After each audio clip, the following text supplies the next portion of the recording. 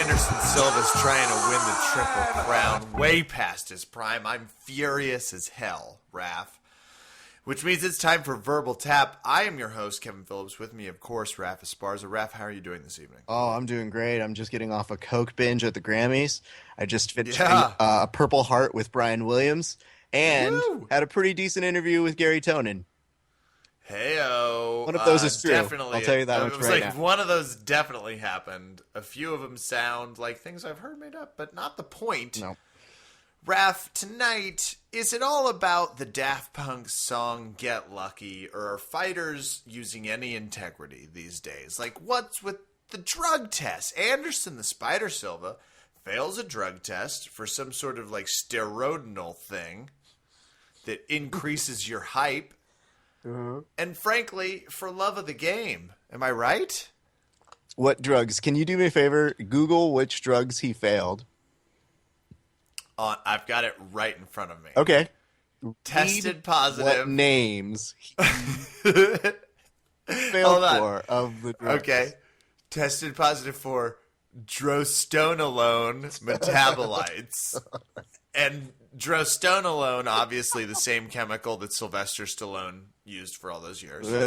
We're getting this sound. It's drostonolone. Well, that's offensive when you do it. I would just like to point that out. Okay. As well as androstane, which is androstane is probably something like Keanu Reeves. It's the sequel to the Andromeda Stain. So not terrible. Yep. Gattaca, same people that made that. Absolutely. He tests positive for this bullshit on January 9th.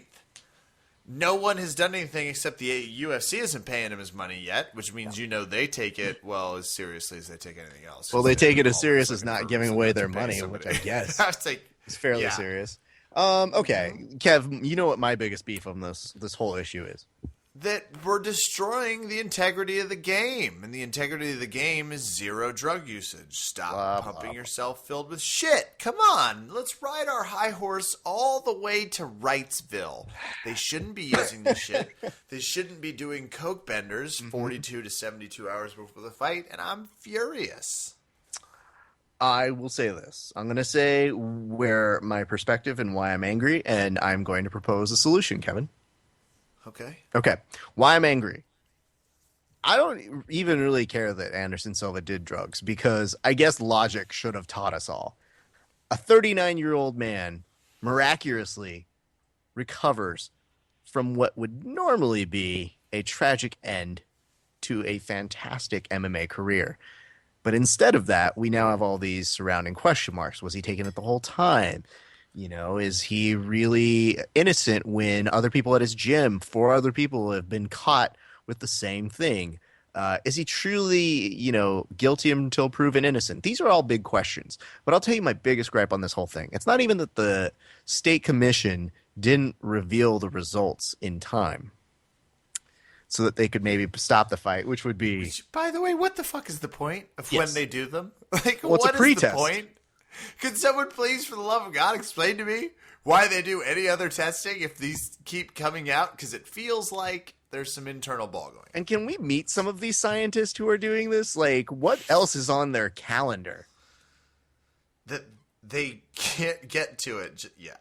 Ooh, guys, I would love to do this mandated test and get it in time for the fight, which would seem logical. But y'all... Of course I'd like to let you know if... John Jones did a dime before he got here. Of course, I'd like to let you know if Anderson the Spider Silva is more like Spider-Man at this point. But, who has time to do these tests before the fight? But, Kevin, the real thing I was angry about, they didn't reveal the results in time for our last podcast. So here we are, spending our time talking with Ruben about the results of the fights that took place now 2 weeks ago, and we had no idea what we were talking about because that whole time Anderson Silva was allegedly, and say the word allegedly because, there we go, on all of the roids. Let's just say all of them. Drostonolone, metabolites, and you'd never go full Stallone. Just never do that. So I'm pissed on that reason. However, Kevin, I really believe in the sanctity of the program, and we're on the same page here about that. Sanctity of the program, baby. That we should really, really, we should lead by example, Kevin. So I am proposing that here on the podcast, in full transparency, we should also be doing drug tests, mandatory, voluntary drug tests, and reveal the results so that people know we are not on performance enhancers. Well, now you're just being flippant, and I think, frankly, that's an invasion of our privacy. Like, are you sure? Like, isn't it not about maybe how we got here, but it's about, like, the performance we give? Raph, why are you doing this to me on the air? I will just say, well, because I don't want to hold you accountable. Something? Like, are you accusing I'm just saying, me of something? I have nothing to hide. However, now I'm starting to wonder. I don't have anything to hide. I don't have anything to hide. Hold on. Wait, are you saying I have something to hide? I don't know. A person who sounds guilty, whose affection seems to go up. I sound accused. I sound like someone that's been maybe cornered. Maybe that's how I sound. I don't sound like someone that's guilty. Interesting. So anyway, guys. I mean, we're pressed. We're not. It's not like we're weighing in and trying to fight the fights, Raph. Like, I think you're looking at this the wrong way. Clearly, we are not weighing in. So let's get that established right here, right now. Oh, okay. See, like certain things, all of us don't want out on. I'm just saying, you know what? We can go ahead and put on a scale, and I can let people know exactly how fat I am. But I'll let you guys know this. Hey, the most important thing. We're gonna need a scale for my drug test too, Raph. The most important thing that we all need to know, friends, is that I fit into my wedding suit. And you know what? Other than that, I don't really give a shit what I weigh right now. I will say, speaking of wedding, Kevin. Yeah. Guess what I received in the mail today? The Publishers Clearinghouse sweepstakes indicating you are in the top 164. Congratulations. Absolutely. Thank you. No, actually, I got Kevin's response card. Guess what, guys? He's coming to my wedding. Yeah. Now, how do I know it was Kevin? Well, obviously, there's a name there, but I didn't see the name. I respectfully wrote my name. Yeah. That's probably all I did. I'm sure that's all I did. No. There was a giant heart next to it that just said, "So excited." Now, Kev, on a scale of so excited from, moderately lukewarm to Jesse Spano on pills, how excited are you to be attending my wedding? I'm halfway through Michael Jackson and the Moonwalk. The lady has never been to L.A. We are coming out for a beautiful reason. Excellent. We're going to go hang out in the mountain area around the northern part of the state. It's obviously north to the mountains. I'm super up there on the excited scale. Very Plus, nice. Checked steak on the menu items. I'm feeling great. So here was the other part. You checked 2 steaks. And this is why I bring this up, because Kelly brought up a very good point, which is, Kevin, you didn't put Vicky's name on there, which leads us to believe you were ordering 2 steaks for yourself. No, I meant to indicate that there was a guest and that's what we were. Didn't you guys put her name on? I thought it said her name on there. We did, but it just said that Kevin Phillips is showing up and he's going to have 2 steaks. So that's all you need to know, Raph. And I don't know why you'd ask me any further questions. But I guess if she's not, Kevin's going to chow down on 2 steaks and really get on it. But hey. You offered 2 spots. I'm eating for 2 spots. Those are hilarious. No, she will be there. And excellent. Well, we're looking forward to that, and that's a lot of fun. And we'll have plenty of stories and stuff to talk about from there. So that's exciting. I will say, Kevin, I need to interrupt you and ask you about your interview with Garry, the triangle attacker Tonon. Yeah, how often do you say that, really? Not very often. Was that something you thought? A lot of people had different opinions on how that match could have ended. I would say 0.0% of people thought that was going to end with a Garry Tonon triangle. Certainly the odds weren't in its favor, to use a term that's roughly like the Hunger Games. I think I've never read them. But I would say that obviously we presumed he would attack a heel. Must be nice to not have to worry about being attacked by heel hooks. By the way, G-Tones. That must be an awesome random gift that makes you really good at jiu-jitsu, by the way. It's like, it just upsets me, Raph. Like, it just upsets me when he can just, like, not even act like someone has, like, someone like Javi Vasquez, who's obviously very high level. We saw his high levelness. Amazing. Throws a mean heel hook. Like, just pisses me off. Yeah. But you got to interview that jackass beforehand. How was that? How's he doing? Garry sends his compliments to me. So, okay. He wanted me to make sure I said that to you. No, Gary's great. I've miss him like an antibiotic dose. Absolutely. The funny part is, I'm doing an article for Jits magazine, and I think Garry sat down, gave me a really cool hour interview. So be on the look for that. It's going to be out in a couple months. But I will say this: I don't want to give anything really away about what we talked about, but Garry is interesting on the day before he competes, because that's when I conducted the interview. So I conducted it before his match against Javi, before at Gracie Nationals this year. And man, let me just tell you one thing. Garry Tonon is still jumping around doing acrobatic nonsense. Even the day before. What do you mean? What do I mean? Yeah, what's acrobatic nonsense? He's like doing backflips? Like, what is he? He put the day before, this is Gary's version of shit talking. The day before, he put an Instagram video of him making a replica of Javi Vasquez in pillow form with a trash can head and sunglasses on top. He knocks the sunglasses off and then proceeded to spinning suplex pile drive Javi into his bed. Okay.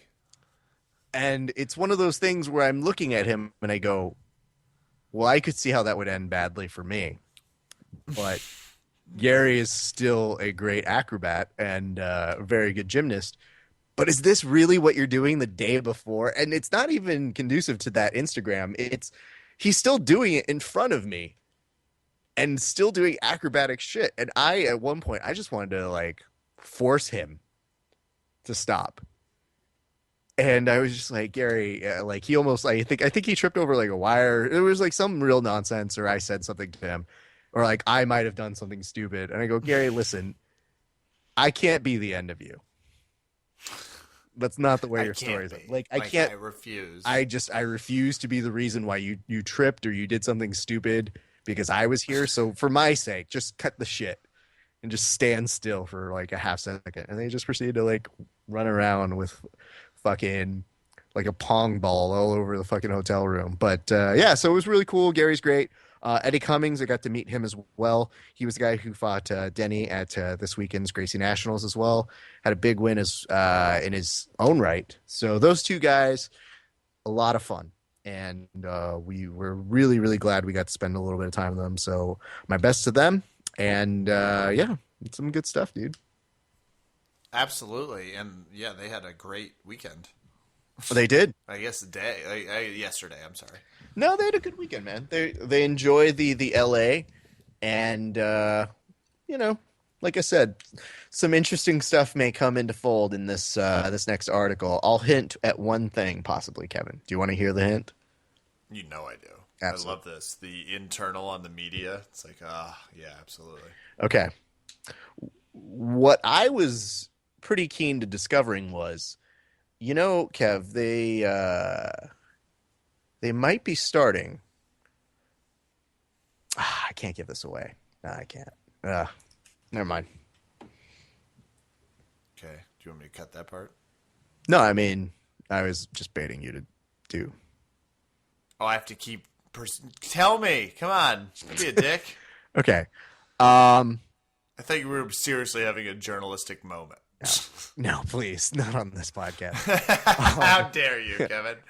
Excuse me. Kev, are you familiar with the East Coast, West Coast rap battle wars? Obviously, I'm familiar. Yeah. What if I were telling you that in a way to heighten the competition between the two, there might be the jiu-jitsu equivalent of some stuff taking place over near your side of these United States? Well, I guess I hope that you and I can remain friends, through the entire thing, like not just. I think we'll push through it, but apparently there may be something. There may not. I don't know, but there may be something coming out your way. That's kind of a fun event that would apparently be a thing that people would want to see. So I don't know. That's as far as I was told, and I don't think I'm giving anything away by it, but we do touch a little bit upon that in the interview. So keep a ear or an eye out for it coming up. Okay, we'll keep ear, eyes. I'll even keep a hand out for it. So, no, I'm not going to keep a hand out. I'm screw it. Yeah, hand out for it too. Hip also. Raf, great fights at the Gracie Nationals. The 2 fights, I'm just like putting a footnote on this story. Like fun fights to watch, especially I got to see them both online, which is super helpful. Yep. Obviously, just post haste, I saw them via YouTube while I was doing some Houston Open checking and some other things, just keeping tabs. Saw Justin Rader did some great work, by the way, down in Houston. Just want to throw some props out to our man down in the Houstones. But we have Joe Wilk coming up on the podcast. Are you ready to go chat with our friend and feisty fighter, Joe Wilk? Yeah, I'm doing with it.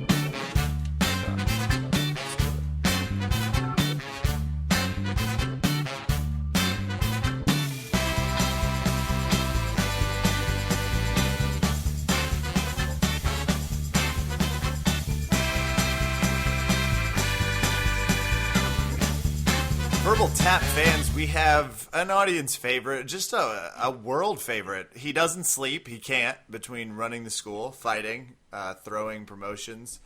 Also, perhaps one of the people that's taught the most college hours of jiu-jitsu. Raf, how many college professors do you remember that taught jiu-jitsu? 0. You and I have been to 10 years of school. We have a lot of degrees between us. Joe might be one of the, and spoiler alert on the first name, might be one of the most seasoned college professors of mixed martial arts, which is a badass title.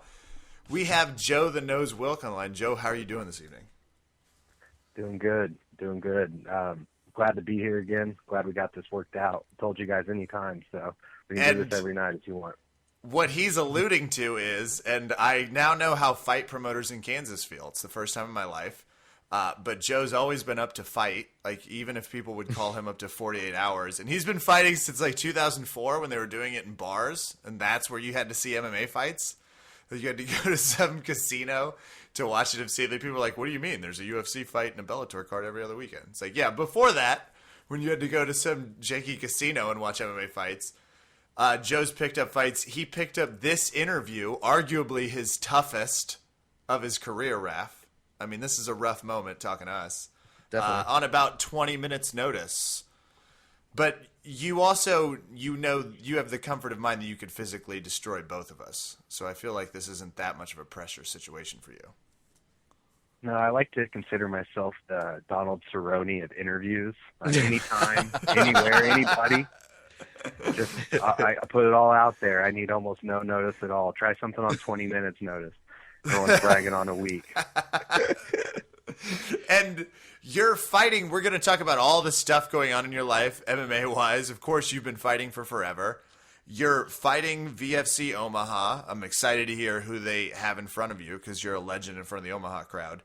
But there is also, and this is huge to me as a former K-State, Manhattan, Kansas person, a VFC coming on March 20th, 2015, to Manhattan, Kansas. You're a driving force behind that.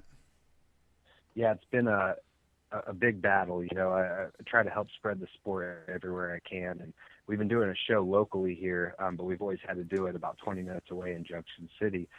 The main reason was just because of a lack of a good venue here for it, and they built a good venue here, a perfect venue, and then the new battle was convince said venue to let guys come in there and fight in a cage.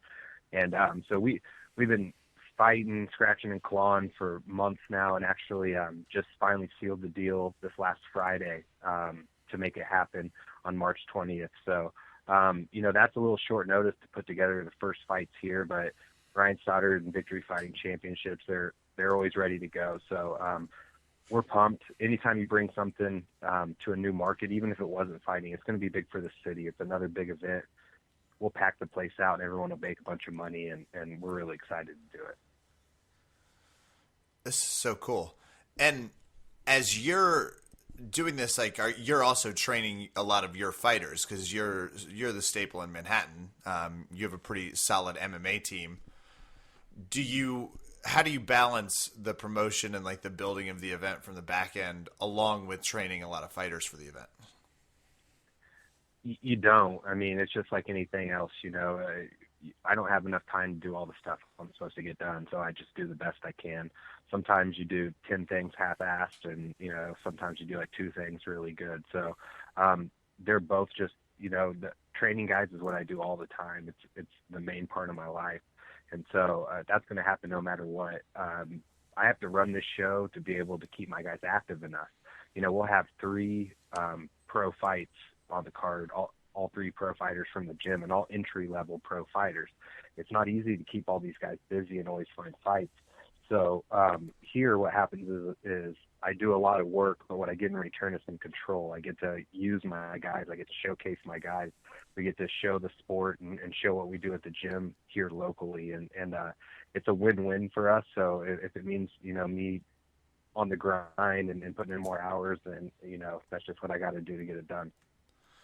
Badass. Yeah, and for those to give a little context, Joe Wilk was one of the first people to show me the amazing world of MMA, Jiu-Jitsu. Combatives 1, he was teaching it at K-State, so I have a special affinity for his style because you're a fantastic teacher, so people also gravitate to you a lot. And this is a good chance to talk about it because you have 3 people, you have 3 entry-level MMA pro fighters. You're breeding people out of Manhattan, Kansas, which is really cool. But I've been following the photos. Your school is blowing up on a jiu-jitsu side too. I even saw a picture of an entire, you have like 10 or 12 women fighting, which is super cool. Yeah, you know, we've never lost focus on jiu-jitsu. Jiu-jitsu is what got me here and what built our gym and what got me the job in this area to train soldiers and college students and athletes. And so we always stay true to what we come from. And so, you know, jiu-jitsu is our main focus. Even though we have a lot of MMA fighters, they're all jiu-jitsu based guys. Even the guys that like to slug and bang more out of the gym still were built mostly on a jiu-jitsu base, because when guys come in the door, that's usually the first thing we're doing. So I'm just, you know, pumped to give back and get to show people what I was shown, you know, teaching classes at the university or at my gym or whatever. It's all about just promoting the sport and sharing it for people. So paying it forward, so to speak. I've been given a lot, kind of everything, basically, from training and jiu-jitsu. So giving back to people, I don't owe those people anything, but I owe it to jiu-jitsu to give other people the opportunity to find that. Absolutely. And I think what Kevin was talking about as well is you guys have now I guess a growing women's program. How has that expanded, and how has that, I guess, changed your guys' gym culture? To be honest, it hasn't changed the gym culture at all. The gym stays the same. You know, we don't lower the standard for anybody. That we bring people up to the standard. I think a big help for the women's program at my gym personally, at Combatives Sports Center, is that we have an all-female course at Kansas State University at the recreational center there, and it's a good way for females. I feel like it's a comfort level thing. I think jiu-jitsu is perfect for women. I think that when they start it, they love it. When they figure it out, they wish they would have done it forever. But the problem is, it's like, hey, okay, go out there and go roll around on the ground with sweaty guys, and right. You know. And so we have this atmosphere now at the university, basically, where I think what it does is it helps them get out of their comfort zone a little bit. They get a taste of it, and the ones that want to continue always come and find us and keep training, and we continue to build through that program.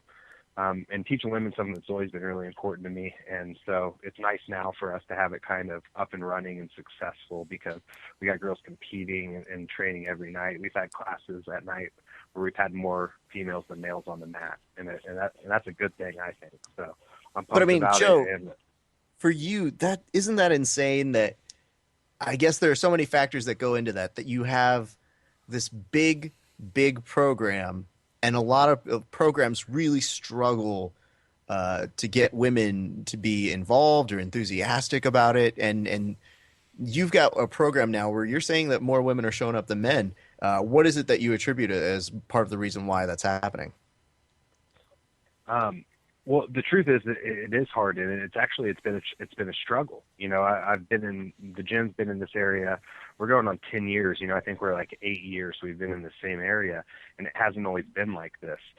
So really, what I attribute it to is just not giving up, because I think that's what happens a lot is people try to build things with women, and it's just anything. You've got two girls to show up, you can't cancel the class. You've got to teach them.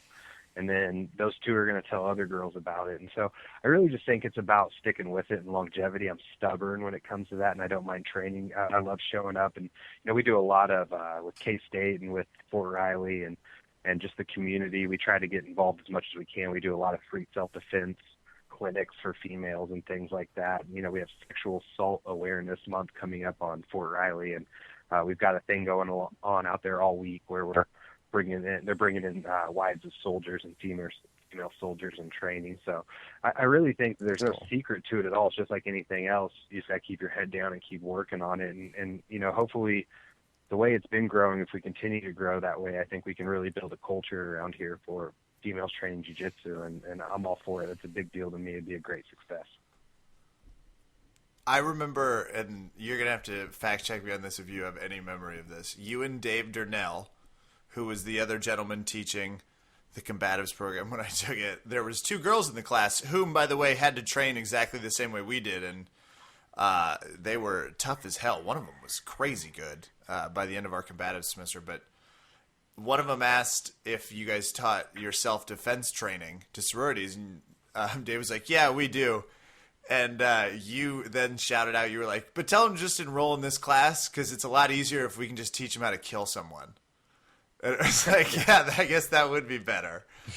Your point was that self-defense is great, but why don't you just learn how to attack? That way it's better. It was fantastic. You know, that's true. You know, it's a shame about you can only do so much at a clinic or a seminar or something. You know, the truth is that, you know, the females that show up in the gym every night in our gym, they're fighting every night, and those are realistic fights. You know, they're coming in and rolling hard 5 nights a week, some of them just in there every night, and that's just realistic training for self-defense, way more so than, you know, eye pokes and Indian burns. When they're out there on the mats and testing themselves and getting tapped out and you know, catching guys in submissions, that's a real eye opener for some of these females that, wow, you know, a guy that especially doesn't have any clue what he's doing is going to be in big trouble against some of our girls, you know. So, without question. Self-defense is what this all came from. You know, the very root of jiu-jitsu, which basically created the sport, which created this podcast, which created this conversation, comes from self-defense. It comes from a small person being able to defend themselves against a big person. And so, you know, why wouldn't we show women and children that secret? It's not about big athletic guys. Those guys can defend themselves. You need to teach people jiu-jitsu that need it. That's that Ilio Gracie concept for people, you know, that know the history, the frail kid, the kid without athleticism. He's the one that needs jiu-jitsu. God, see, this is why it's always good to check in with Joe Wilk. No, he's he's a black belt. He'll beat the shit out of you in multiple ways, but you're catching his teaching side, which is the nice part, which is what I enjoyed about him. So, what, Raph, for you? Yeah, Joe, I guess maybe before people think that, you know, we've all turned the corner and we all like talking about serious topics too much. I guess the thing for me is every time we check in with you, you and your guys over in Kansas Combatives Sports are always Center. doing some nonsense. You're always challenging each other. There's always some weird bet that's happened. Has there been something like that recently that's happened with you guys? Yes, absolutely. There's always things. We're actually David Rickles and I are caveman. We're working a new idea. You know, we've got it set up where we've got some pretty well-known fighters and stuff that we're going to sit down and talk with. and we're going to call it 40 questions. We're always, all of our food challenges and all the stuff we do usually involves 40 ounces. It's just always been that way, and I probably won't ever outgrow it. So we're going to do 40 questions. It's like a play on the term 20 questions, but it's just going to be an interview while you drink a 40. So we're going to like put people on the spot and try to get famous fighters and athletes to drink a 40 ounce of malt liquor, and however long that takes, 10, 15, 20 minutes, we'll sit down and just talk to them and shoot the shit, kind of like we're doing now. So that's like genius.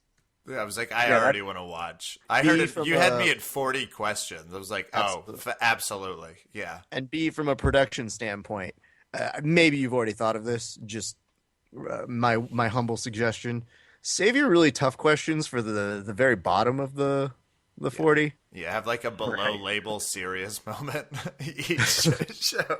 It's just like, oh, that's so great. So, how's it like fighting? What's your favorite part about training? Or what's the worst part about training? And what are your thoughts on God?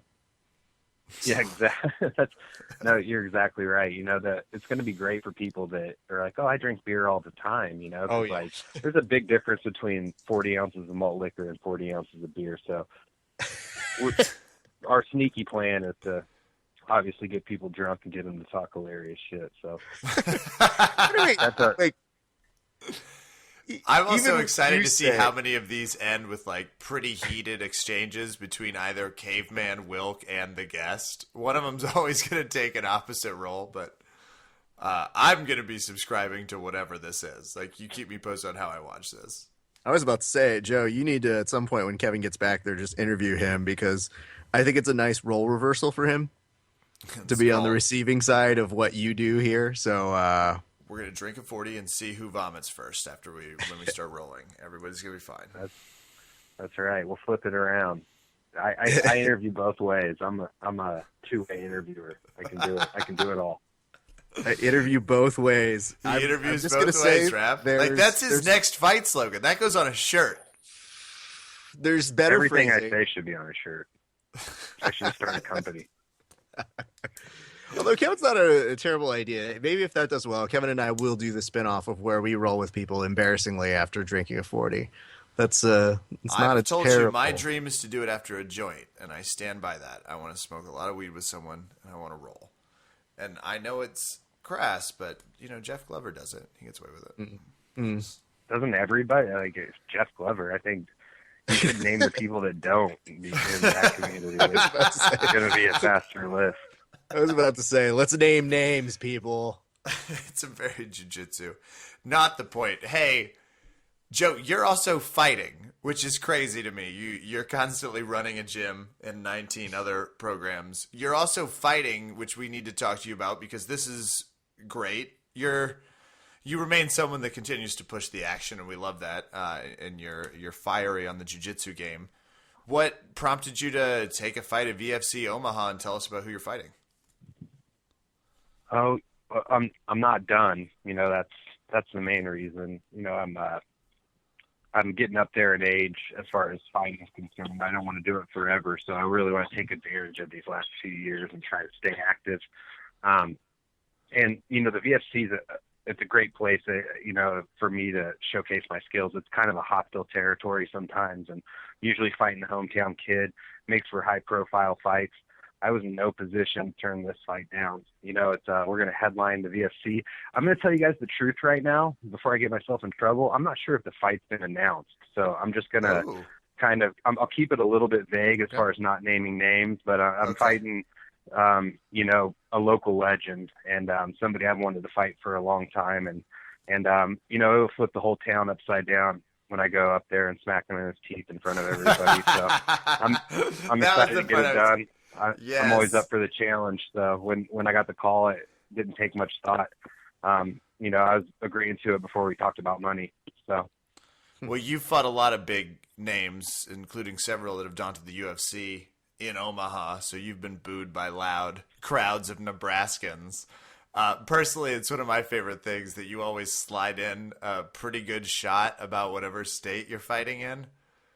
That's one of your hidden talents, is to insult whatever local state you're fighting. Mostly Nebraska and Missouri, but they're always good. Right.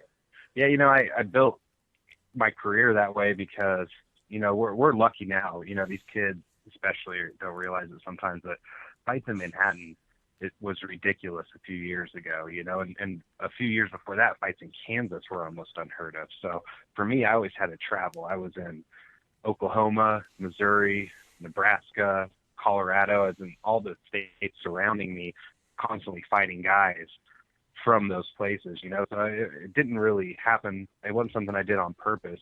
It wasn't something I did by choice, but it turns out that, I'm always going to end up being the bad guy and fighting these guys in their hometown. And so I thought, why not? I'm proud of my state as it is. We're very proud to be from Kansas. Combatives Sports Center, that's something we like to do. We kind of thrive. And by kind of thrive, I mean like huge veiny boner thrive on going to other states and winning jiu-jitsu tournaments and titles and fights and boners. Did I say boners again?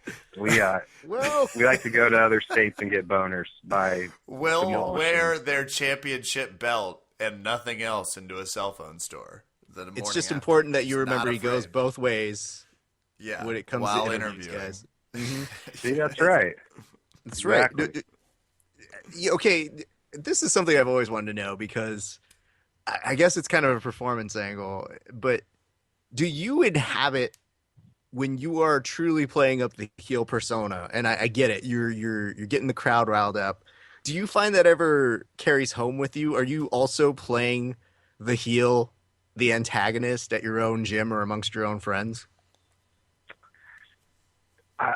I guess like the short answer is yes. I think that I kind of created a character with the fighting thing. And I did that mostly to help myself. In the beginning of this stuff, I was scared so shitless that I needed to be somebody else. I needed to not be the scared fucking person that didn't want to go and fight. I needed to be this fucking tough guy, shit talker, fucking that wasn't scared of anybody. And then, I've almost kind of grown into that person to some extent. And sometimes it's hard to shut off. I'll tell you, when I tell somebody that I'm going to go to their hometown, I'm going to smack them in front of everybody and then take their belt back to my place, and then I go and do it, it's hard to fucking convince me that I'm not the shit at that point. You know what I mean? Like, I'm going to have a good argument for you. You know what I mean? So I would say, but the opposite is true, man. Let me tell you that, I don't win every fight. And so being that guy, it's definitely a two-edged sword, because on the other side of that coin, when you're that guy and then you don't win the fight, you can't take that home. You can't go home and go, yeah, I'm still the fucking man. You know what I mean? Like, you're like, oh, dude, you said you're going to smack the guy in his teeth. He just fucked you up in front of everybody. You're like, oh, you're right, shit. You guys didn't hear that interview. I said I would be the man every third Saturday. That's every third, not every Saturday. I guess the reason why I bring it up is because, a fun thing on this program is Kevin and I give shit to each other constantly, and it's because we both can take it. I do occasionally find that I'll shit talk a little bit, like I'm shit talking to Kevin to other people, and go, oh, that's right. I treat you like a normal person. I treat Kevin like a piece of shit. I'm very sorry. That's just rude. Right. You have to be careful about it. You gotta, I think that people, when you're really when you're really with your close friends, it's more about tearing each other down. Nothing's off limits. You got to talk all the best shit possible to try to keep your head above water. You know what I mean? So give me that any day over fucking like bullshit small talk with people that I don't really like, Yeah. Jiu-jitsu people too tend to get pretty personal, like about positions. It's like, your side control game is weak, so don't start talking shit about things. Like, it's got a specificity when you. Oh, hey everybody! He's doing close guard again. Yep, I just wanted to announce. Another Kimura attack? Color me surprised. Like, look out! Adorable. Your Kimura attacks are adorable. Keep trying those. Okay, yeah. No, you're definitely gonna Barambola me. Yeah. Okay, so Joe, as we wind down, like, do you sleep? I mean, you seem to have a personal life. You obviously carve out some drinking time, but it kind of feels like you're training at all hours of the day and then promoting fights in your downtime. Like, what's your personal schedule like? Are you getting some Z's in? Yeah.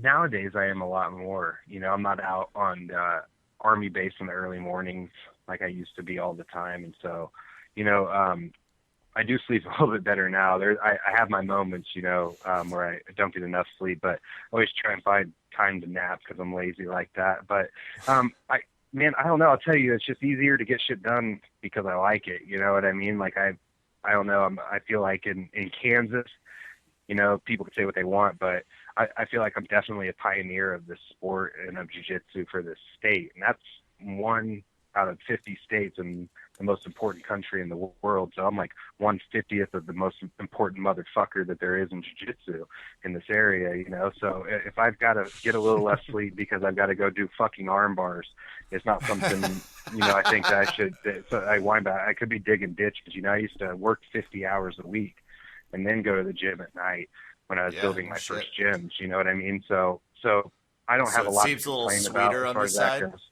Yeah. What's that? It seems a little sweeter on this side then? Yeah, absolutely. It's all about perspective, man. It's not like I want to be in the gym every day, but, I'm not flipping burgers, so I'm happy. I'm doing what I love to do. And goes back to, like I said, I owe it to jiu-jitsu to give other people the chance. It's like this life secret. When people get into it and go through the weeding out process and they stick with it and they become an actual student of jiu-jitsu, it's a life hack. It's a fucking secret we all have that nobody else has. And I just want to show people that, I'm like, hey, I found this fucking awesome thing. I want to share with people, not hide it and try to keep it for myself, Amen. Well, it's hard to believe I took this man's class and fell in love with jiu-jitsu and still do it a decade later. If you can believe it, people. Joe the Nose Wilk, Combatives Sports Center out in Manhattan, Kansas. Please go train there if you're ever going through. It's worth getting your ass kicked by some Kansans. They breed them a little tougher. VFC in Manhattan, March 20th, 2015. You're going to get to see a ton of the local fighters, which is awesome. Plus, it's Manhattan. I know what's going on there. You've got time to go watch some fights. That's why we get so built up in Manhattan. There will be alcohol, I presume, nearby, so, as Always. Good as Aggieville. As good. And you're fighting. Keep an eye out for when we get to see the promo videos of Joe the Nose Wilk fighting back in Omaha for the VFC, so people will, of course, be paying attention. And definitely pay attention to the shit talk about states. Oh, so for sure, because Nebraska sucks, and everyone knows it. And I want to be on the record as saying Nebraska sucks. And if there's a place in Nebraska that exemplifies that shittiness, it's Omaha. That's right.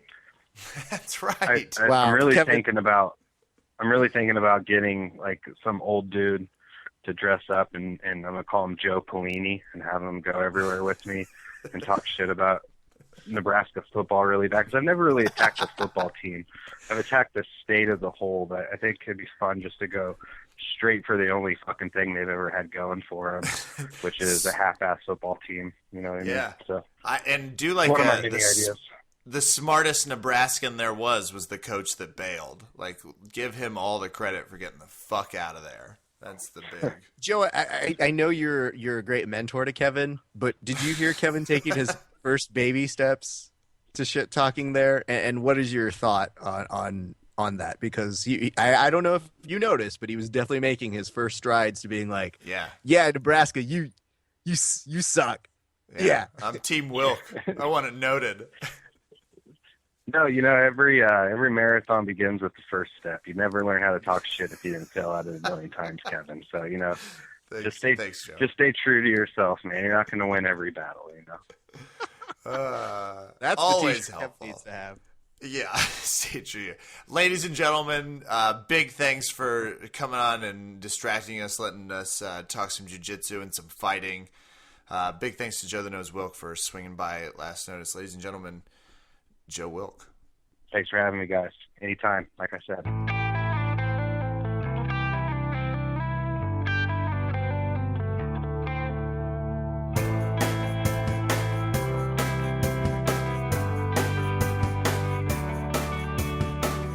Raph Esparza, it's always fun when we get to talk to people along the jiu-jitsu journey. Joe the Nose Wilk, fighting, running a school, etc. You got to talk to Garry Tonon, always cool. You also got to talk to people he's rolling with. Some, as we saw, pretty talented grapplers. Yup. Anderson Silva should be subject to the drug test. I should not be. We should not be. We should not be. Mm-hmm. Excuse me. I just want to be on record as stating all these things publicly, and I'm like 6 days away from being able to train again. Yay. I know. Thanks for the painkillers and the anti-inflammatories. Feeling ready. But it's time to wind this podcast down, which means it's time for shout-outs. I'll be back with the crew out there in Chantilly. The BJJ MMA crew very soon. Apologies for not being around, but guys, I'm putting my time into the stand-up stage while I can't go and not roll. I'm hurt. My knee's fucked up. Bad. He would be there if he could. So really, frankly, I think it's insulting you guys are saying all of this shit about him and Me saying too. he reads at a second grade level and that he's not as pretty as he thinks he is, and that let's not get ridiculous. Really, his beer and bolo is not what he thinks it is. Because guys, I think that's hurtful. You take it back. We're fine. BJJfinder.com, very helpful. Raf's just being hurtful. No one knows why. But maybe we can ask him because it's his turn. I wasn't being hurtful. No, you're fine. That wasn't me. I was just echoing what they said. Obviously that's what you were doing. You're really appropriate like that. But fortunately, I'm straight out of shout-outs. Stuff. Yeah, all right. Well, I got some. Let's do this, guys. Let's first and foremost shout out Valley Martial Arts Center.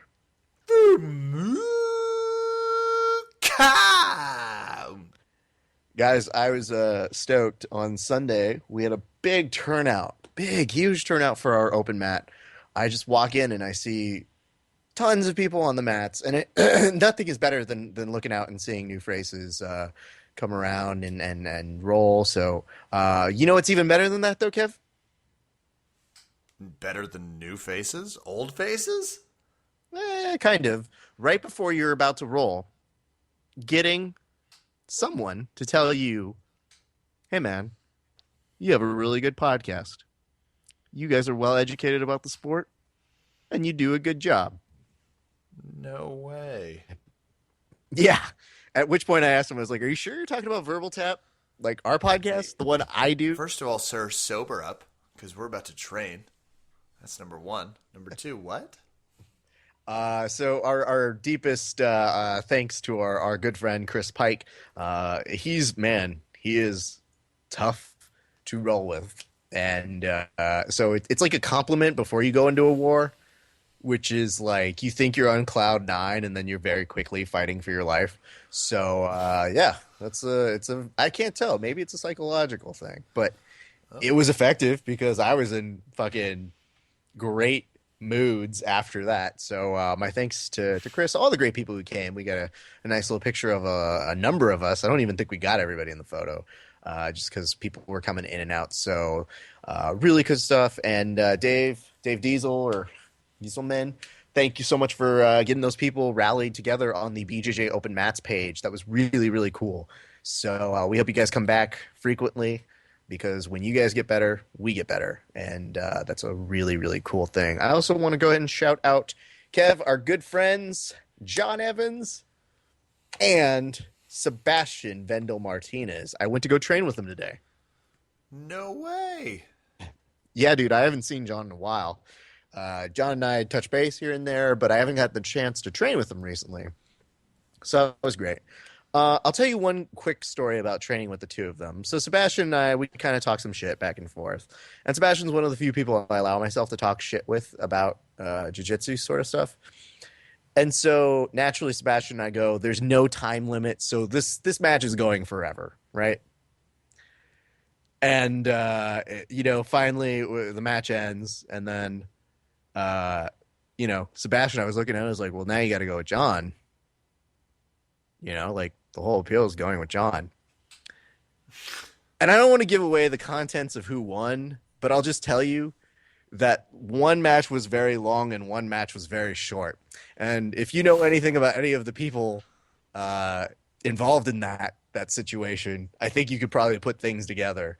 But holy shit. Like, I just remembered looking at John with with Sebastian and going like, John, you just trying to make us look bad here? Come on. Come on, dude. How dare you? You sat there and watched all of this, what we were doing, and then just decided, this is easy. So, really fun bastard stuff. For that reason. Absolutely. But it's just like, then John's being super helpful and friendly, so what are you supposed to do? Oh, whatever. Oh, well, actually, let me go ahead and show you the 90 things you guys did wrong. Thanks, John. Here's why that's fun. So, that was really cool to do, and my thanks to everybody at Gracie Bar Encino, which is soon to become now, I believe it is now actually, a systems training center. So it's going to be Systems Training Center in Hawthorne and Systems Training Center in Encino. So get excited about that, you guys. My thanks to John McCure and Gabe Rudiger for allowing us to come in and take their classes. And like I said, Marcus Koval runs some good gyms, and I really like training with the guys over there. So them's my major shout-outs this week. So thanks, guys. Gonna do it for us tonight at Verbal Tap MMA Podcast. I'm Kevin. Thanks for listening. Good night, and the Donald Cerrone of interviewing.